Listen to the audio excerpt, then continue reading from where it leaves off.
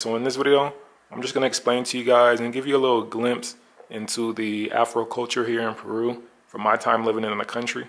Now just keep in mind that I wasn't able to film and show everything that I wanted to due to all the restrictions and cancellations because of, you know, what's going on in the world right now. However, I was able to get a few items on film that I want to share with you guys. Now let's start off with the first part, and this is for some of you guys who did not pay attention in history class, like I didn't. Due to historical events, there were Africans brought to Peru to work, so you will see that influence, especially when you go to certain areas. For example, I went to Chincha, which is supposed to be a popular place to see the Afro culture, Cañete, other parts of Peru. Also in Lima, certain areas like Callao, I believe La Victoria. These are basically like areas in the Lima metro area that are known to have more of the Afro Peruvian influence. However, I will say that I don't think it's to the level of some of the other countries nearby, like Brazil, Colombia, Venezuela, and even Ecuador, if I'm not mistaken.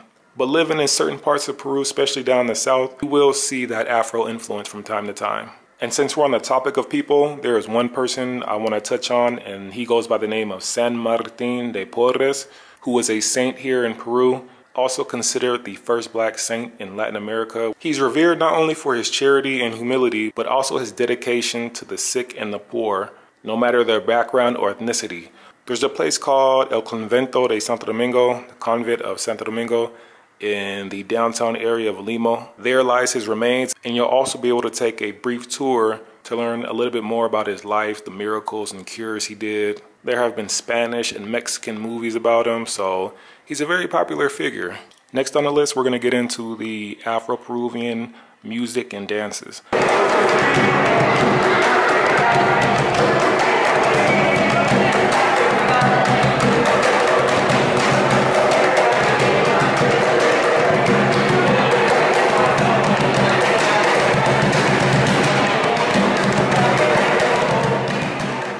Now, there are a lot to choose from. I'm just going to touch on a few that I was able to get on film. One of them is called El Son De Los Diablos.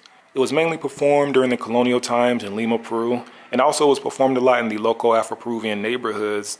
However, this dance at one point was banned from the Catholic Church and also one of the Peruvian presidents. But in recent decades, there's been a movement to revive the dance along with the cultures and traditions that come with it.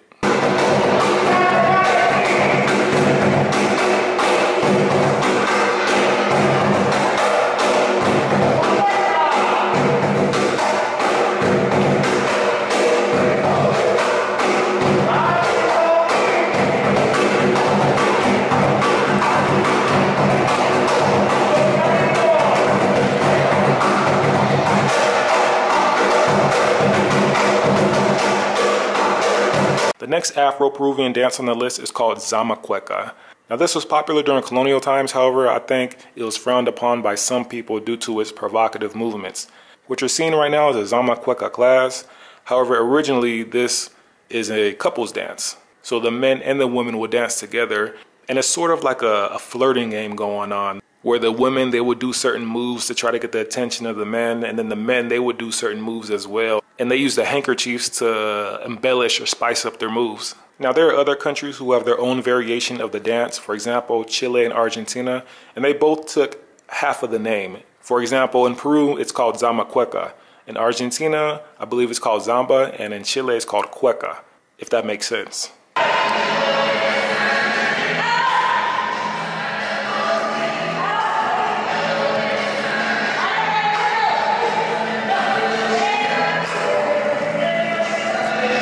The last dance on the list would have to be considered the most popular within the Afro-Peruvian culture, and that is festejo, which that word comes from the term festejar, which means to celebrate or to party. Some of you guys may have heard fiesta, which again is party, so it's all in the same family. This dance is very upbeat and electric because it's said that it originated during the time of emancipation and the abolition of slavery. And I don't really think there's any set rules. It's kind of, you just improvise and you just feel the music and whatever your spirit tells you.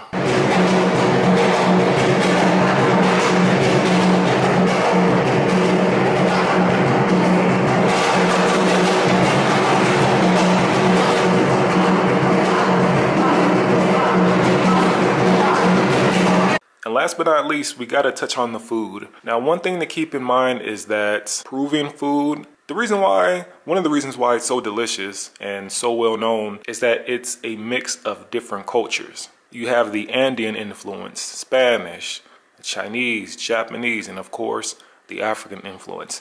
So I'm just gonna touch on a few of those dishes. First up on the list are the anti-cuchos.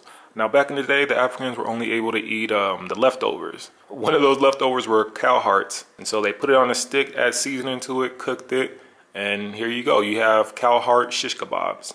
Next up are the picarones.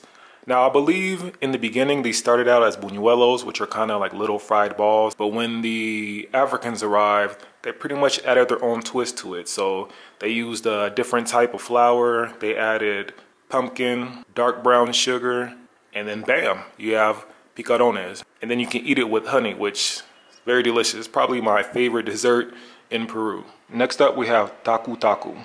This is a fried rice and bean dish, also with spices and different condiments added to it. They have similar versions in other countries. For example, in the Dominican Republic, they have something called moro. I'm not from the South, but I was reading there's something called Hopkin John. Hoppin' John is like a rice and bean dish from Georgia or South Carolina.